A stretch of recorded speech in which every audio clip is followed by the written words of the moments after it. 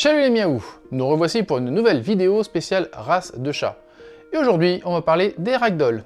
Mais avant, n'oubliez pas de vous abonner si ce n'est pas déjà fait, d'activer la cloche des notifications, et si le cœur vous en dit, vous pouvez m'aider en mettant un pouce vers le haut. Prêt? Alors c'est parti.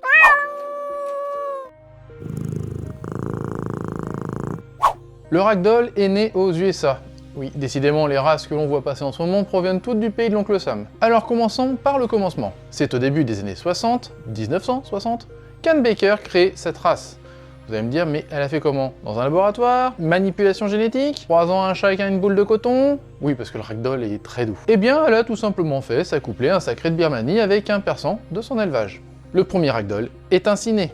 Alors par contre, si vous n'êtes pas anglophone, vous ne saurez peut-être pas pourquoi ce nom. Tout simplement car le chat est doux, incroyablement doux, et surtout il se détend complètement une fois dans les bras, telle une poupée de chiffon, ou ragdoll en anglais. C'est aussi simple que cela. Anne enregistra alors plusieurs de ses ragdolls auprès de la National Cat Fanciers Association pour permettre une reconnaissance rapide de la marque. Elle céda également quelques chats à un couple, Laura et Denny Dayton. Ce couple a joué un rôle important dans le développement de la race au sein de son élevage réputé outre-Atlantique, le Blossom Time, jusque dans les années 80. Ils ont pris ensuite leur distance avec Ann Baker car elle imposait tout plein de contraintes et de problèmes, et certains du monde ragdoll coupèrent les ponts avec elle pour créer la race Ragamuffin. On en reparlera dans une prochaine vidéo. Cela n'empêcha pas le développement de la race ragdoll et sa reconnaissance dans les années 70 par les différentes institutions, et notamment par The International Cat Association, autrement appelé TICA, que nous avons déjà vu. Avec ces reconnaissances, la conquête du monde put enfin débuter.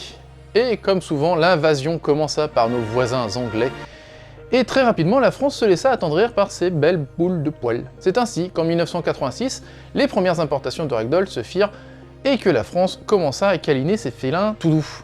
La première importation a été faite dans les Pyrénées-Atlantiques par Noël Vialat de la chatterie de Gayland. Ces chats, nommés Blossom of Patriarcha et Barfield, leurs descendants sont nés 2 ans plus tard, et depuis, la popularité de la race en France n'a cessé de progresser, faisant ainsi son entrée au LOF, le livre officiel des origines félines, en 1988 avec la naissance de ses premiers ragdoll français.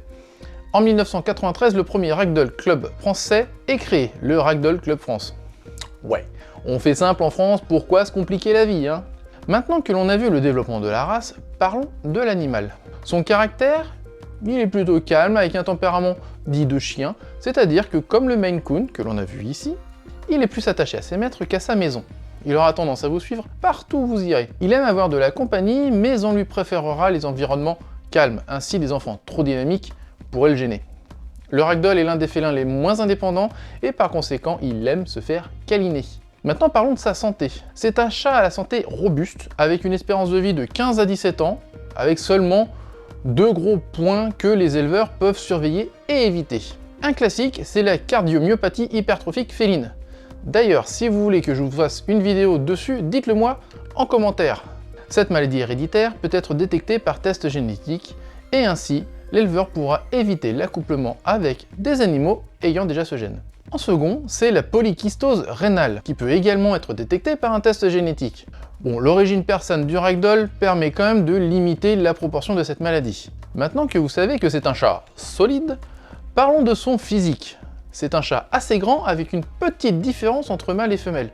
Le mâle mesurera entre 33 et 38 cm au garrot pour un poids variant de 4 à 9 kg, et la femelle entre 30 et 35 cm et un poids de 3 à 6 kg. Son ossature est solide avec un corps puissant, et surtout l'une des plus belles caractéristiques sont ses yeux toujours bleus.